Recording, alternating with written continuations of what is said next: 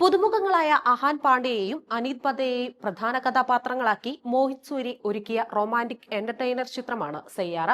അഹാൻ പാണ്ഡെയുടെ ആദ്യ ചിത്രം കൂടിയായ സയ്യാറ ബോക്സ് ഓഫീസിൽ റെക്കോർഡുകൾ സൃഷ്ടിക്കുകയാണ്. 40 കോടി ബജറ്റിൽ നിർമ്മിച്ച ചിത്രം ആദ്യ ദിവസം തന്നെ വാരിയത് 25 കോടിയാണ്. 2018-ൽ നടക്കുന്ന ചിത്രത്തിനു ശേഷം ഒരു പുതുമുഖ താരത്തിന്റെ സിനിമയ്ക്ക് ലഭിക്കുന്ന ഉയർന്ന കളക്ഷനാണിത്. അതേസമയം ചിത്രം പുറത്തിറങ്ങി ആദ്യ ആഴ്ചയിൽ തന്നെ വാരിയത് 83 കോടിയാണ്.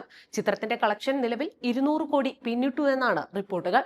പുതുമുഖ നായകന്റെ ചിത്രത്തിന് ഈ അടുത്ത് ബോളിവുഡിൽ ലഭിക്കുന്ന ഏറ്റവും വലിയ വരവേൽപ്പാണ് അഹാൻ പാണ്ഡെയ്ക്ക് ഈ ചിത്രത്തിലൂടെ ലഭിച്ചത്. ആഷിക് 2, ഏക് വില്ലൻ തുടങ്ങിയ ചിത്രങ്ങളിലൂടെ പ്രശസ്തനായ സംവിധായകൻ മോഹിത് സൂര്യയുടെ കരിയറിലെ ഏറ്റവും മികച്ച ഓപ്പണിംഗ് നേടിയ ചിത്രമായും സയ്യാറ മാറി. ഏക് വില്ലൻ, മർഡർ 2, ആഷിക് 2 എന്നിവയെയാണ് സയ്യാറ മറികടന്നത്.